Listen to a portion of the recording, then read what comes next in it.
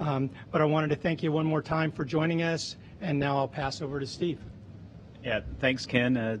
It's an honor to be here today representing all the Commercial Crew Program team across the country. I can't thank the NASA team enough for all their hard work getting ready for Crew-7, the NASA and the SpaceX team preparing the vehicles for flight, doing all the analysis and getting us ready to do now our 7th crew rotation flight. As Ken said, we are going to adjust the launch date a few days to the right. SpaceX is flying an EchoStar mission. It's a Falcon 9 Heavy off the same launch pad that we're going to use, pad 39A. That EchoStar vehicle is undergoing processing right now for a launch on Wednesday evening Eastern time.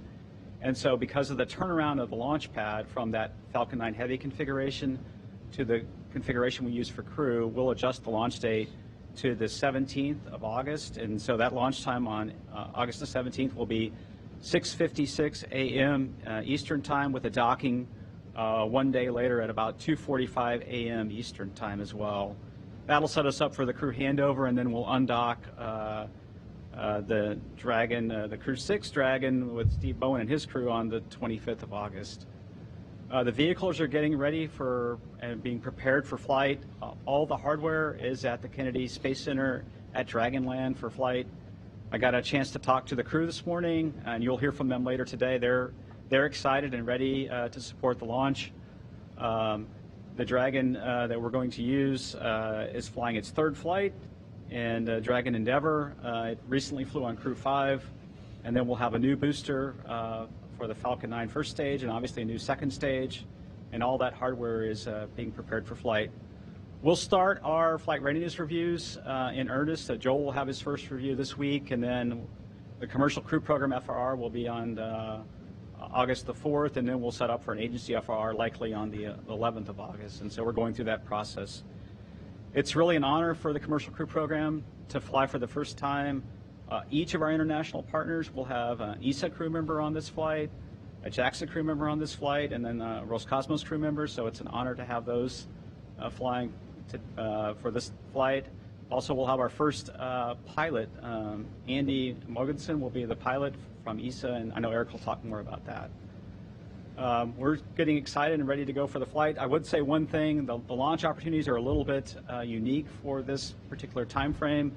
It's a busy time frame on ISS like it always is, and so we'll have launch opportunities on the 17th and 18th, and then we'll have to take a little bit of a break to allow some progress operations at the space station, and then we would pick back up on the 21st with a launch opportunity, and then we would stand down again for some progress operations, and we would pick back up around the 25th of August with a set of launch opportunities. For us, it's an important time frame in NASA. There's an important Psyche mission also down the road, and a science mission that's going to launch in October, and so we've been working very closely with the launch support program to set up for that mission as well. So again, I'm excited to be here and excited for the mission, and the crew is ready to go, and they're excited as well. And I'll turn it over to Joel Montalbano. Hey, thank you, Ken, and thank you, Steve, and thank you for joining us today. You know, as we said, we're here to talk about the next couple handover missions. And so Crew-7, an integrated crew, as Steve talked to you about, they'll stay docked to the International Space Station about 190 days or so. Might be a little 193 or so, but 190 days. They'll dock to the Zenith port, or the docking port on top of Space Station. They'll have a 5-day handover with the Crew-6 team. And so where they'll be handing over all the critical knowledge that they've gained while they were on board Space Station. And then Crew-7 will be rocking and rolling after that with a well-versed science and research program that we have. Looking to the Soyuz mission, looking at mid-September for that. Laurel, a NASA astronaut, will be flying on the Soyuz. They'll also be docked to the International Space Station about 190 days. To me, it's exciting to continue the integrated crew work that we started about a year ago or so.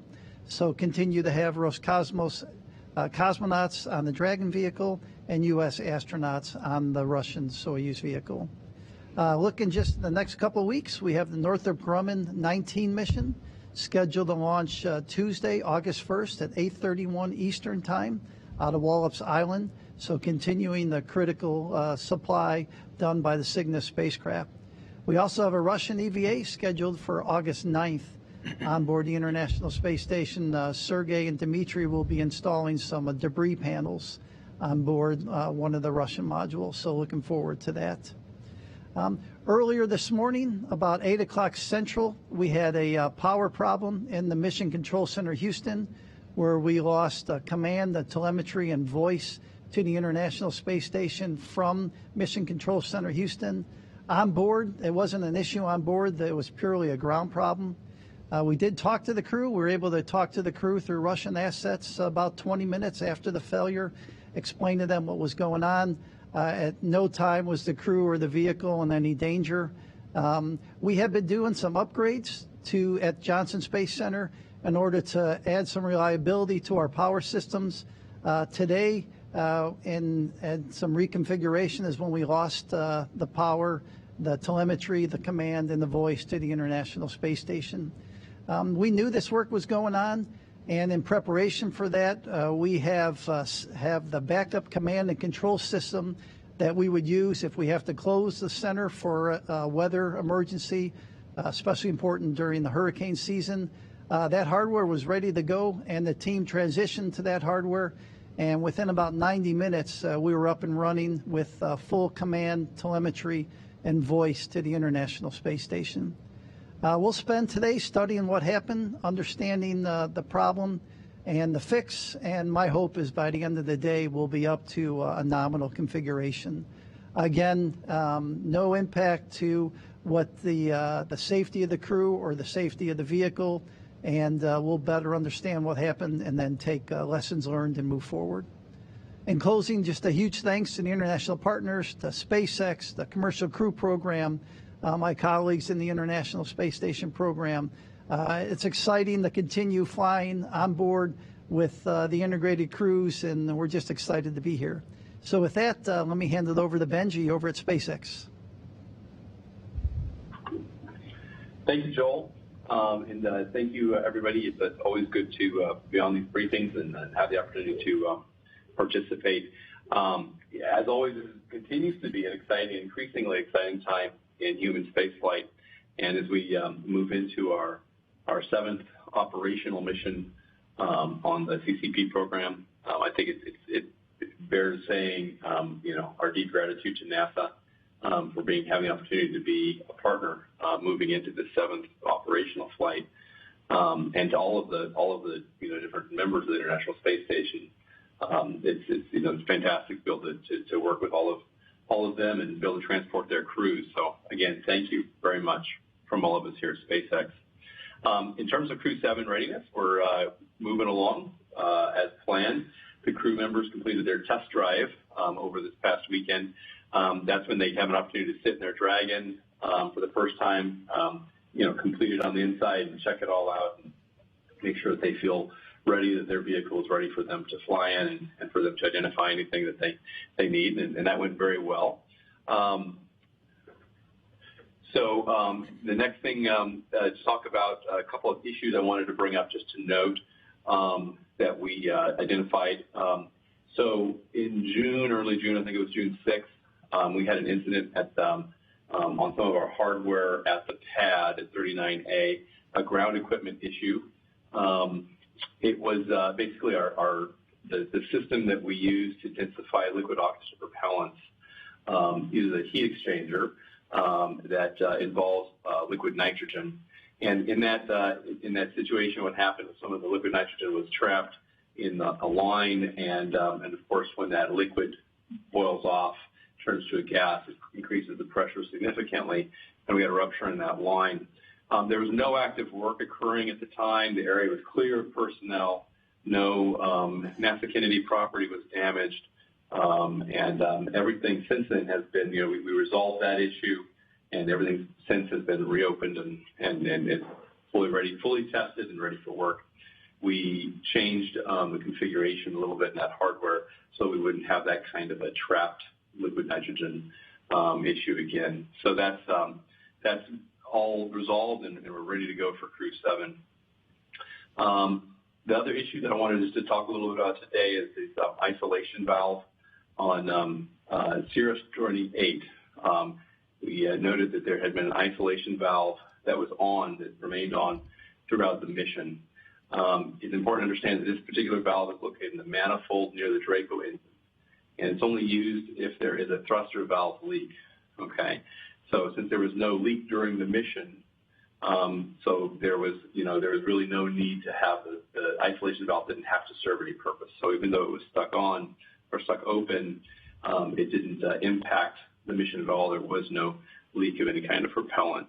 We're proactively inspecting isolation valves across all of the Dragon vehicles, including those that came from the Sirius 28 capsule. And one of the things that we've identified is some corrosion in certain units. So we're undergoing a lot of testing to determine the cause of the corrosion, any impact to the valve operation in general and any specific valves. And also we're investigating methods to prevent any of that kind of corrosion in the future.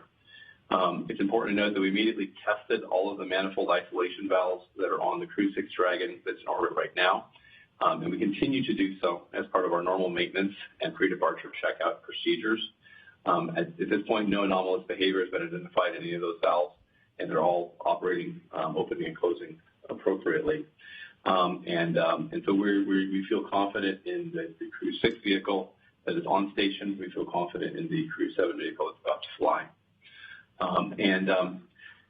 With that, I can say that overall, not only Dragon, but also the Falcon 9 and all of our pad systems and our teams are going through their final preparations, and they're getting ready for flight.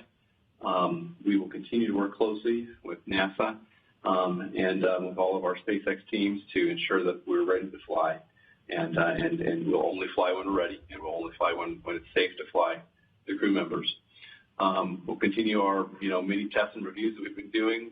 These always give us an opportunity to step back, review the data, listen to the hardware, and mitigate any risks prior to having a safe flight. So we'll make sure we do that as we move through these steps in the next few weeks.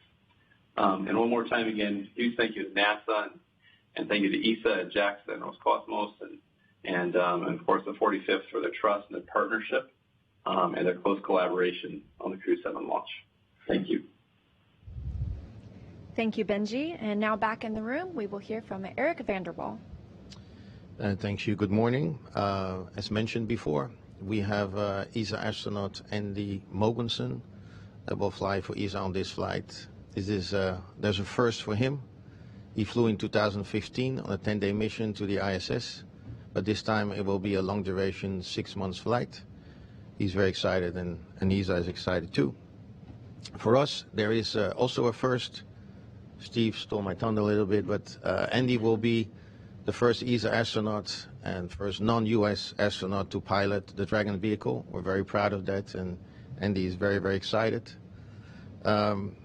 This is also the 4th astronaut that is going to fly on this Dragon vehicle. We had an astronaut, Thomas Pesquet, on Crew 2, followed by Matthias Maurer on Crew 3, and on Crew 4 we have Samantha Cristoforetti. So we are very happy to be able to continue this flight sequence and be back on the Dragon.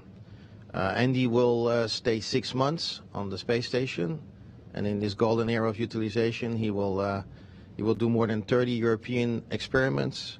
They focus around climate, health, and space research that's relevant for the people on Earth. I think that this flight doesn't only attest to all the technical capabilities that we have developed today in LEO exploration, but it also demonstrates the absolutely excellent partnership, international partnership, that we have fostered over years. Last year, ESA did extend our participation in the ISS program to 2030. So we have new astronauts that have been assigned recently. So we're looking forward to further cooperation, further flights, and for now we're looking very much forward to the Crew-7 launch. Thank you. Thank you, Eric. And joining us virtually, we'll now hear from Mr. Hiroshi Sasaki. Thank you. I'm Hiroshi Sasaki, Vice President of JAXA, responsible for human spaceflight and space exploration. First, and on behalf of JAXA, I'd like to thank the NASA's leadership and all the members working so hard for the Crew-7 launch preparations and continuing the ISS operations. This is the fourth straight year of launch of the Japanese astronaut by the Crew-Dragon since 2020. I think this symbolizes the close ties between Japan and international partners and appreciate their cooperation to make this happen. For astronaut Satoshi Furukawa, this is the second long-term mission on the ISS. I believe his expertise cultivated in space and on the ground as a medical expert will contribute to the international members on board Crew-7 from 3 different space agencies and ensure the success of the Crew-7. During the Satoshi stay, Japan plans to conduct a variety of experiments ranging from the space exploration, life science, to SDGs-related missions. One example is technical demonstration on the next generation water recovery system. JAXA is proceeding with research and development of the future international space exploration, such as lunar gateway habitation functions and Crew Pressures rover. The water recovery system is a key technology for the habitation functions. Cell gravity sensing is another sample. By discovering the gravity sensing mechanism by the cells in the microgravity environment, we will be able to develop the prevention and treatment methods for muscle atrophy and bone loss in space, as well as for pathological conditions in bedridden patients on Earth. In addition, collaboration with NASA, JAXA is going to hold a keyboard robot programming challenge. It was open to the students from the United Nations member states and has received more than 1,600 applications from 30 countries and regions. The spring, JAXA selected 2 new astronaut candidates. I believe Satoshi will be a role model for them. We will continuously work hard to play important roles in human spaceflight. Through astronauts and ISS program, JAXA will continue to bring benefits to Earth and operate and prepare for future exploration on the moon and beyond. In addition, together with NASA and the international partners through the Artemis program, we aim to expand human frontier and gain new knowledge for all. Thank you for your attention. ありがとう。Thank you to all of our briefers for joining us today. We will now move into the question and answer portion of the session. If you're on the phone line, please press *1 to raise your hand and ask a question, and please press *2 to remove your question if it has been asked. Additionally, make sure to announce your name and affiliation and to whom your question is directed, and if possible, please limit 1 question at a time. We will start here in the room with Gina. Gina Sinceri, ABC News. I guess this is for Joel. When you talk about a power outage in mission control, what does that mean? The lights go off? The air conditioning went off? What did you see in mission control with the power outage this morning? Okay, good question. We lost power on the first floor of the building, and so the whole lights, air conditioning on the first floor. Now where the flight controllers were, they're not located on the first floor. They did have lights, but the hardware that's used to power up the command, the telemetry, the voice systems, all that was unavailable and unpowered. Sure. Okay. We will go to a question on the phone. This one from Jeff Faust. Yeah, good afternoon. A question for Joel. Curious if you have any updates on the investigation into the Soyuz and Progress coolant leaks, and if anything more needs to be wrapped up on that before the Soyuz crewed launch in September. Thanks. Good question, Jeff. Just about a week and a half ago, Ken Bowersox and I were both in Moscow. We met with Roscosmos, we met with Energia and the Star City folks. They continue to look at the what had happened. They've reviewed the procedures for preparing the vehicle. Nothing's changed. They looked at, did they use any new tooling? No new tooling has been changed. They looked at technicians. Did they change out a technician? Again, nothing's changed on that. Today, the conclusion of Roscosmos is that some type of external force was the result of the leak, like some type of debris event. The NASA team has also looked at it, independent of the Russian team, and we also cannot find anything based on the information we've been given by our Russian colleagues of anything other than some type of external force or debris or something else like that. What you saw was a perfectly operating thermal system. Then you had a loss of coolant, and it was a pretty sharp change, and just materials and how they fail, and we just can't reproduce any of that on the ground. So what we'll do is, Steve mentioned, we have our readiness review tomorrow. We'll go through the results of the different investigation team on the U.S. side, and then we'll have a flight readiness review on the 11th, also as mentioned, where we'll do the final work. In parallel, that we continue, Laurel continues training with her cosmonaut colleagues and in preparation for the September mission. Thank you. Our next question is from Bill Harwood.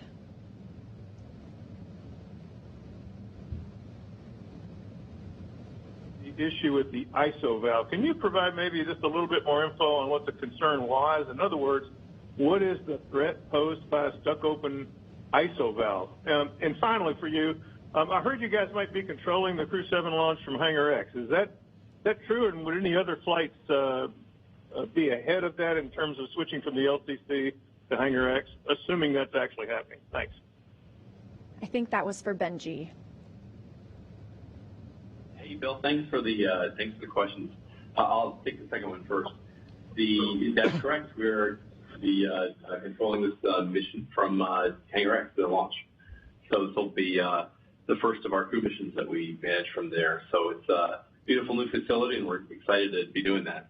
In terms of that frost valve, that isolation valve, just to be a little bit clearer, that isolation valve is only ever used if the Draco thruster valve starts to leak. Okay, so in other words, it's supposed to stay always open. In this case, though, what we discovered is it was stuck open. So it's a kind of funny nuance, right? Like this valve is supposed to stay open unless there's a problem in the thruster valve itself. In this case, we didn't have a problem in the thruster valve, so it's good. But we did discover that the valve was actually stuck open. So, if it had started to leak, we would have had to, take some mitigations, including the other valves we closed, because there's multiple valves. The system has a lot of redundancy in it. We could have sealed off the bulk of our propellant, so we would have preserved our propellant. We would have kind of isolated part of the system and rerouted and changed how we were going to operate coming home. But that didn't have to happen in this case. So there was never like a great risk to the crew or to the vehicle, to the cargo in this case, or to that vehicle, because we have multiple layers of redundancy and ability to mitigate this, with the hardware and in operation. But just specifically, this valve is actually normally open and is only used when there is a leak elsewhere. But the good news is, though, right, for discovering this kind of thing is that you take a look at from the good news side, I guess, is that it allows us to discover, hey, there is this interesting corrosion issue that we're seeing in a few valves. We need to make sure that we understand that thoroughly and that we have good mitigation for that going forward. So we're working that now. So as always, we always say listen to the hardware, right, and listen to the data, and that's what this is. This is us going, okay, well, our normal checkout process, we discovered something. Now we're going to go and make sure that we apply that across the system. We're learning something, and it'll make us better and safer for the future. Thank you, Benji. We will come back in the room to Mark Carreau. week. I believe this is for Joel Montalbano.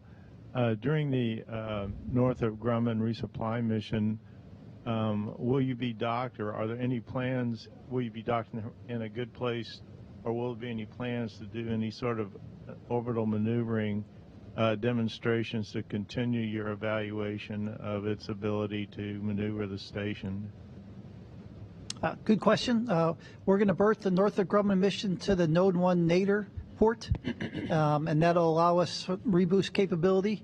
We do have a requirement when there's a Russian Soyuz at the MR1 or the port right next to it that we don't do a reboost.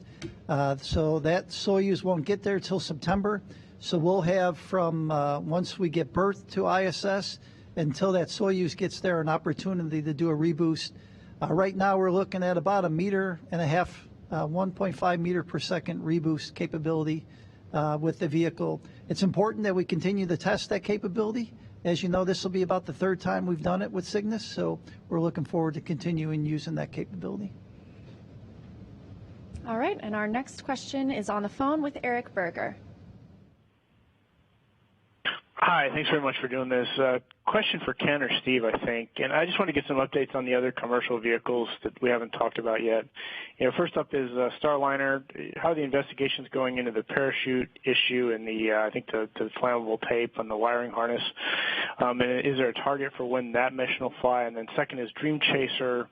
We haven't heard too much about it, but, the Vulcan rocket for that has had some delays, but also Dream Chaser does seem to be getting closer to flight. So I'm just wondering what NASA's expectations are for when we might see that cargo mission. Thanks. So I'll just stay at the front that both of those missions are making steady progress. The challenges are pretty big in doing what they're trying to do. So it's taken longer than they had hoped when they got started. But we're moving forward steadily. And the Dream Chaser question, that probably belongs to Joel. So I'll let him talk about that, and Steve can talk about Starliner. Joel? So Dream Chaser, as Ken said, we continue to make progress. They're scheduled to go to the Armstrong test facility in the next few months to do some testing there. Out of that testing, then they'll be moved to Kennedy Space Center and then prepared for launch. The Sierra team continues to watch the progress of the Vulcan. They are continuing, again, both to watch the Vulcan as well as continue processing on the Dream Chaser.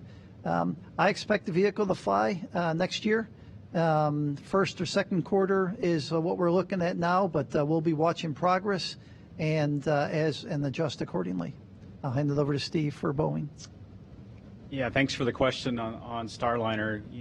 When we found the problems with the parachute joint and the P213 tape, the flammable tape, back in June, we took a step back and decided to pause really everything that we're doing with the vehicle. And as you may remember, there was an ASAP recommendation to do the same thing. So on the NASA side, we sort of stepped back and we're taking a look at really all aspects of flight preparation. Relative to the major items, in terms of the parachute system, the team has made a lot of great progress between the Boeing and NASA team. We actually have a joint identified that will meet the factor of safety of 2.0 for the main and drogue parachutes. That joint is in testing right now, and we're in the middle of looking at that joint and figuring out how to get it into the chutes for flight. And so that team has made an incredible amount of progress. There was a recent technical interchange meeting at the supplier of the parachute system. They went through all the other joints on the parachute, and we don't have any concerns for all those other joints. We actually executed a parachute test on not the main parachute, but the forward heat shield parachute, and that parachute system performed really well, and that system is in good shape for flight. And then relative to the tape issue, the flammable tape, the team has actually got into the vehicle and is in the process of removing a lot of that tape out of Starliner. They're in the crew compartment area with panels off, and as of yesterday reported, they probably removed about 3 pounds of that tape. We also think we have another non-flammable tape that we can apply. This tape was applied to wire bundles to really protect those bundles from work in the area or chafing or rubbing during flight, and so we've been able to remove a lot of that tape, and that work's progressing really well. So that, the work on Starliner is progressing well. We need to step back a little bit and take a look at how all this work lines up. We're not really ready to talk about a launch opportunity yet. We're going to work the technical issues first, and then we'll sit down with the Boeing team when the time is right and pick a launch target.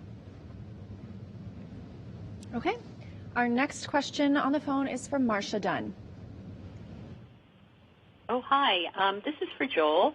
I'm wondering, have you actually relocated mission control operations and staff out of JSC and out of Houston? I recall there being a command post many miles away in case everyone there in Houston needs to evacuate for a hurricane.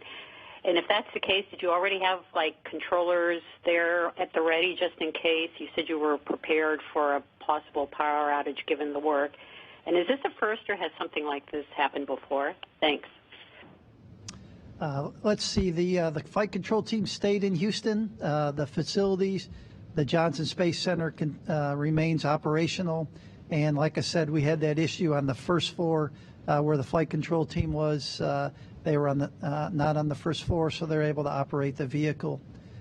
So again, we were ready to go. We do have the capability, as you said, if we did have bad weather or some other activity that we were not allowed to operate in the Mission Control Center, we were able to move, but we did not move today. And then you had a second part. What was the second part of your question? Is this the first such occurrence like this, or have there been episodes before where you've lost touch with the station temporarily? I'll say that this is the first occurrence where we've actually activated the backup control hardware and used it in Building 30.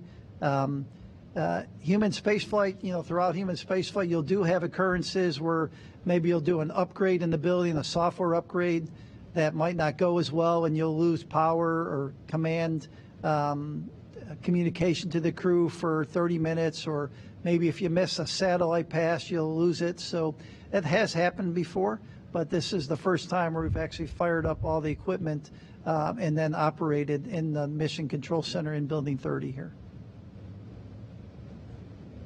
Thank you. And the next question comes from Will Robinson-Smith. Yes, hi. Thanks for doing this afternoon. Follow up on Bill Harwood's question to Benji Reed. Will SpaceX be controlling either the Falcon Heavy for the EchoStar mission or another launch prior to Crew-7 from Hangar X, or will Crew-7 be the first from there? And then for Joel, does NASA/SpaceX plan to launch the CRS-29 mission from Pad 40 if it'll be ready by then, or will that next cargo resupply with Cargo Dragon still be from 39A? Thanks.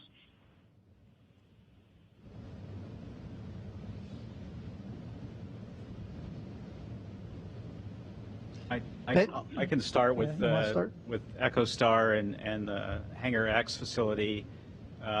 The first flight out of Hangar X will be the EchoStar. Actually, SpaceX has flown many flights already out of Hangar X, the Starlink flights. EchoStar will be the first heavy out of Hangar X.